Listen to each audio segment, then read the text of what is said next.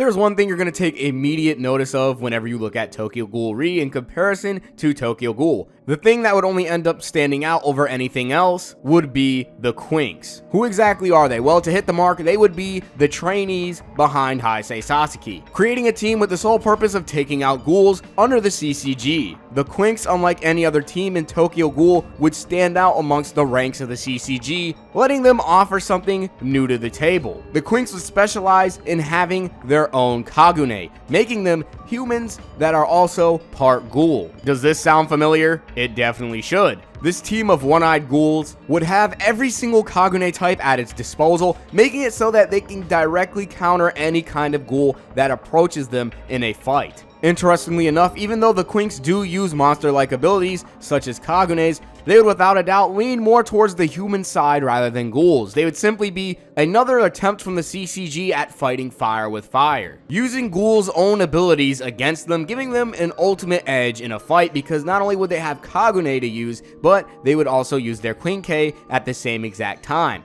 giving them way more firepower than ghouls could ever have. As I say this would give the CCG an obvious advantage over the ghouls. However, there would still be a huge disadvantage for the Quinx when it comes to going up against any real ghouls. This is all because their own Kagune would end up being artificial, and they would be made in a lab through the Kakuho implantation method, and of course there would be only one person to end up inspiring this idea by the CCG, with it being Haise Sasaki. After witnessing Haise Sasaki being a half ghoul, half human, working for the CCG, protecting the lives of the humans, the CCG would end up taking notice of Haise and allow him to set an example for others, which only makes sense because after all, Kaneki is the only person on this world who understands the lives of ghouls and humans, making it only natural for him as Haise Sasaki to take it upon himself to inspire and save the lives of human beings. Through the CCG's ignorance, they had witnessed Haise Sasaki in action and think of him as nothing more than a ghoul. If he is a ghoul who can end up protecting human lives,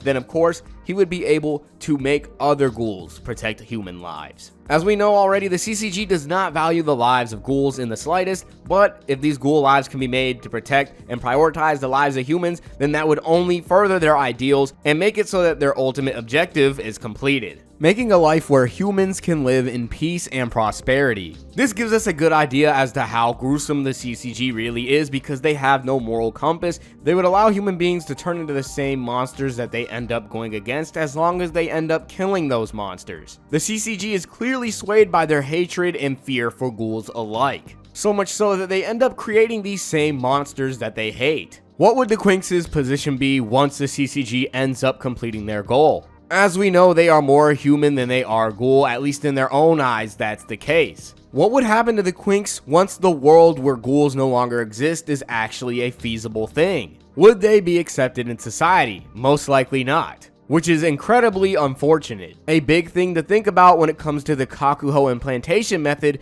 is how the ethics of this surgery would end up probably ruining the lives of the Quinx once the CCG actually achieve their goal. Whenever anyone looks at them, they're going to see a ghoul no matter what, which is going to cause society to discriminate against the Quinx in the end. Becoming a one-eyed ghoul through the surgery of the CCG would help out your life immensely when it comes to the short term. Unfortunately, when it comes to long-term success, the Quinx will get the short end of the stick, because once they help the CCG kill every single ghoul there is, then they will be the next on the list, because they will be the last remaining remnants of what a ghoul is or should be. The Quinx would end up being slaves to the ideals of humanity. In the end, their lives would be no more than sacrifices for the betterment of humankind. You could say that for every single CCG member, but the ones that survive in the CCG that don't undergo this surgery will actually be able to be a part of the world that the CCG is actually fighting for. You can't say the same thing for the Quinx though, which is sad, because although they fought and sacrificed themselves to save other people, just like any other person in the CCG, through the thick and thin of it all, their lives are not going to have any value whatsoever. All because the society and the humans within it will never accept them. Yet this same practice of discrimination would still be used by the Quinx. When they fight against Amon, they would view him as nothing but a ghoul. They would not even pay attention to the fact that he used to be a human who served under the CCG at a point in time. even while he has full awareness and consciousness and is able to tell them that he used to be a part of the CCG. Amon's words mean nothing, and what the Quinx fail to realize is that they are actually in those same exact shoes. Through the use of their own Kagune, if they were to experience a frame release, not a single CCG member would even hesitate when it comes to killing any single one of them, because they never really thought of any of them as human beings to begin with, meaning that they never even valued their lives.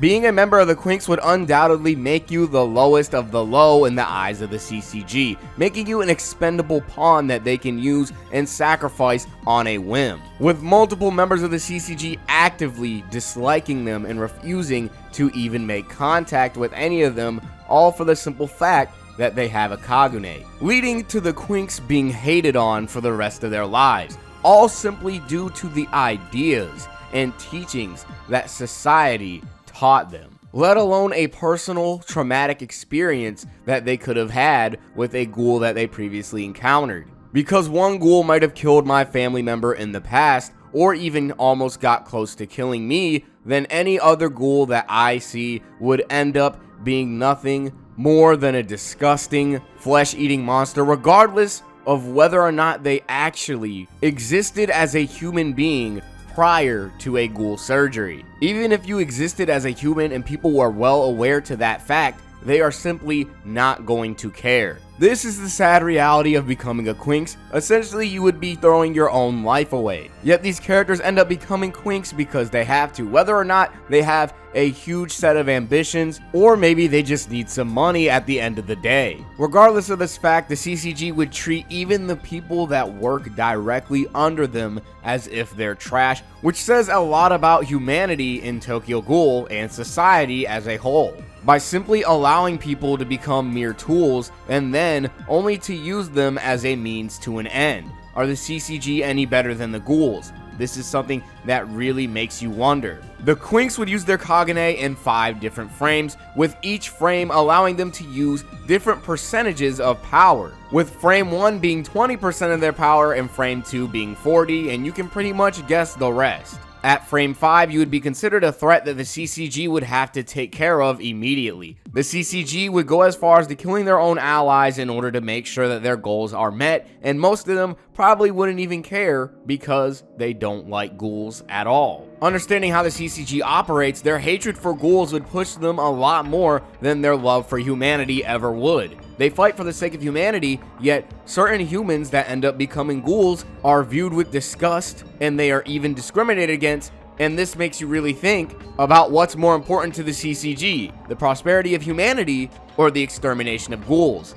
This is 2 sides of the organization that do one thing and one thing only. They throw away the lives of ghouls, they throw away the lives of human beings, and then they throw away the lives of human beings that have become ghouls. The Quinx are but one of many examples in Tokyo Ghoul that can really provide you with a message on how relentless and immoral the CCG really are. Of course, becoming a CCG member, everyone would sign up to die at one point, yet those who remained and stayed human, unlike the Quinx, would at least die with respect and honor in the eyes of the CCG. But if you just so happen to be a Quinx, you won't have this luxury, and maybe your own allies will not even respect your death, let alone even remember you, even if you're fighting for the same exact ideals that they're fighting for. Now, with a proper understanding of the Quinx and their overall role in society, it would only be natural to cover their abilities. For starters, Shirazu would have an Ukaku Kagune. This would allow him to fight at a range and cover any of the other Quinx that are going in for a frontal assault on any ghouls. As you could imagine, since he's watching the entire fight unfold between his eyes, he would have nice decision making and intelligence that can back it up. Having an Ukaku would put Shirazu in a very vital situation,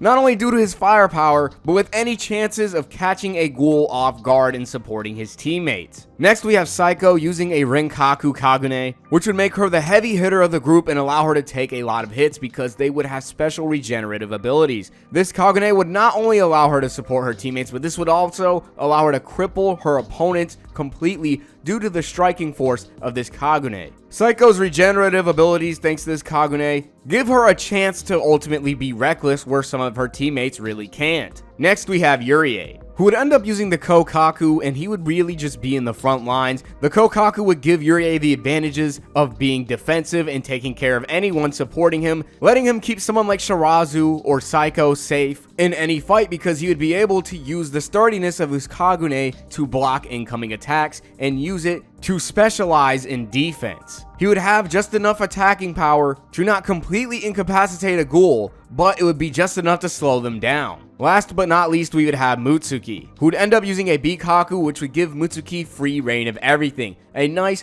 healthy balance that can allow Mutsuki to play every single role in a fight. If Mutsuki has to be defensive, Mutsuki can be defensive and also offensive whenever the time comes for it. Mutsuki wouldn't completely excel in a complete area, yet the Bikaku would give Mutsuki no weaknesses. The advantage of this would give Mutsuki the chance to go toe-to-toe with anyone and take full advantage of her own battle sense. She can really just find an answer to any situation and use her Kagune to solve any problem. With that being said, that's pretty much everything you need to know about the Quinx.